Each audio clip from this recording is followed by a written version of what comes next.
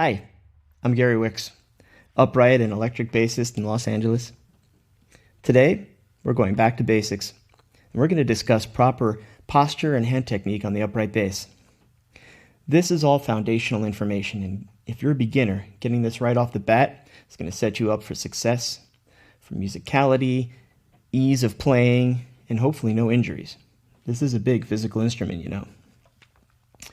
If you're self-taught, this would be a great way to check and see if things you're doing are good habits or bad habits.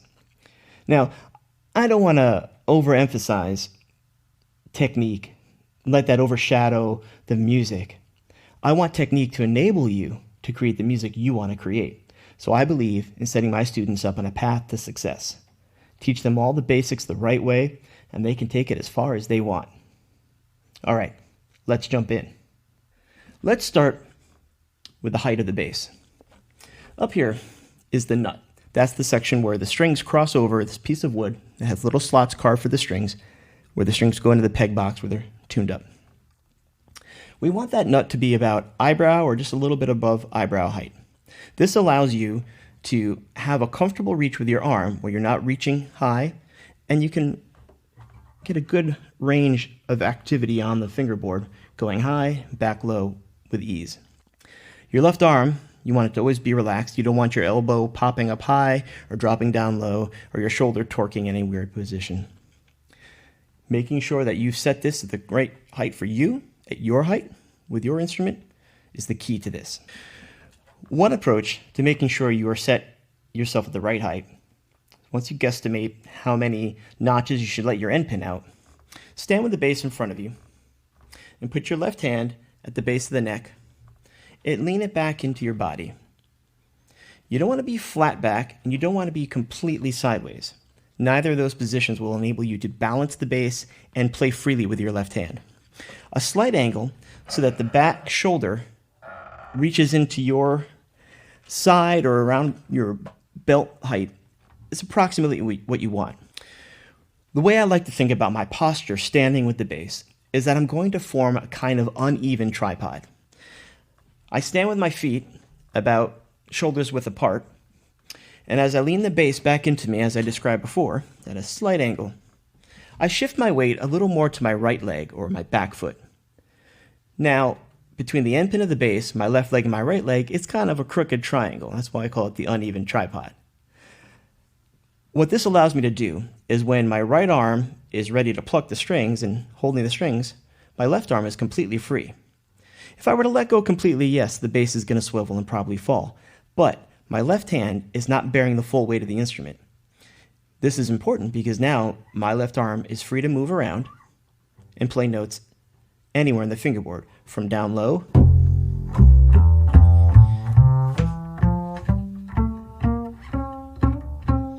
to up high. Some people choose to sit on a stool. I'm fine with that approach. If I'm going to sit for jazz or any contemporary playing where I'm only plucking and not using the bow, I like the bass to lean in to my left leg, which is resting on a rung on the stool. My right foot is flat on the ground. As I lean the bass into me, yes, now I don't need to hold it all because my left leg is balancing the bass for me. And again, I am free to play with ease. I can reach high, I can reach low. I prefer, when I'm playing orchestral music or anything that involves heavy bow work, to sit, but I angle the bass more like a cello, flat back to my body.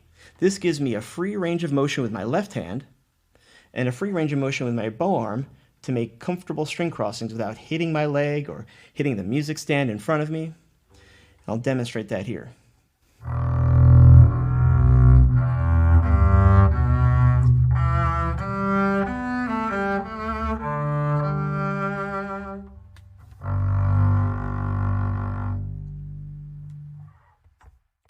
Let's move on to the left hand.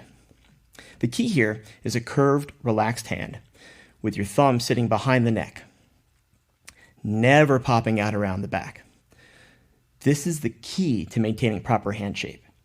Now, what is the proper hand position on the upright bass? Well, we're essentially unlike on the electric bass, going to use a strict 3-finger process here. Our first finger, our second finger, and then our pinky or fourth finger, which will work as like a buddy system with our ring finger. So essentially, for 1, first finger, 2, second finger, and then pinky, fourth finger.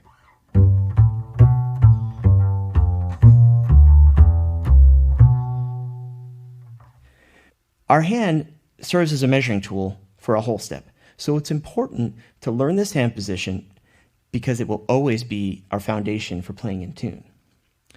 Now, our first finger to our second finger is going to be our biggest stretch. And you can see that I'm actually putting a little bit of stretch between my first and second finger. Now, the space between my second finger and my fourth finger, that's a closer space, and we've got our third finger in the way. So it's pretty common to see bass players with this kind of shape happening. Now, you're aiming for finger strength. Now, we want to hold the string down, but we don't have to squeeze. The way we make sure our fingers are comfortable and not squeezing too hard is making sure that our big muscles like our shoulder and our bicep, our forearm, are doing the heavy lifting, allowing our smaller muscles like our fingers and our wrists to be more dexterous and nimble. An important aspect of this is making sure that we keep a fairly straight line across the back of our left arm, making sure we don't do any exaggerated bends in our wrist. And if you experiment and do that at home, you're going to feel like it's a lot harder to hold these strings down. Now, a way to make sure we don't accidentally do that when we're not paying close attention is to make sure we don't ever let our elbow drop low. Now, I don't mean our elbow has to be jacked up. Just keep it at a comfortable height, because the second our elbow drops, our left hand gets curved at a weird angle. Same goes with popping that thumb around. The second your thumb comes around, look what happens to my nice hand position. Collapses. Now playing in tune becomes really hard to do. The easiest way to make sure our hand's in the right spot is to put our arms straight out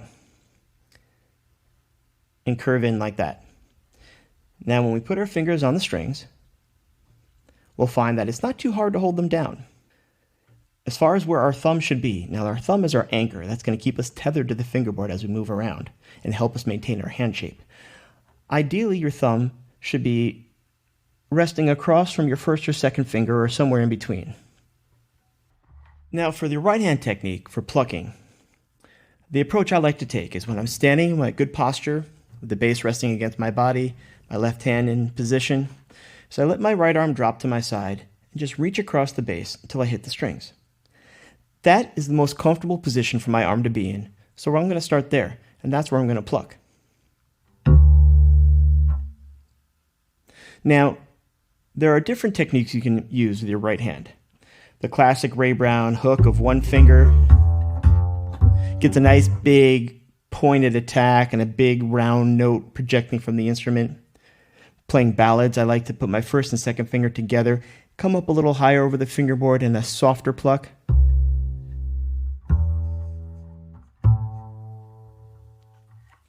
Sometimes if I'm trying to play some quick stuff, I might angle my hand a little more and play a little more of what might be considered an electric bass technique with all 3 fingers here.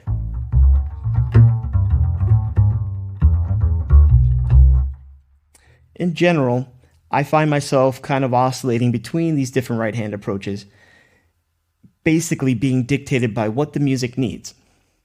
For example, a nice walking line, I'm going to probably go for the Ray Brown approach.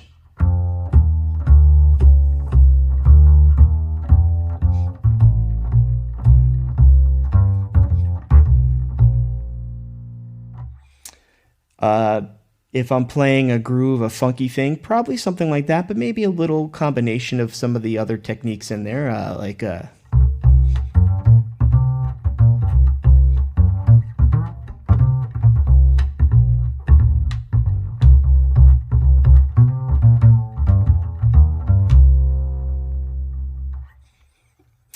You can explore this for yourself. Find what works for you.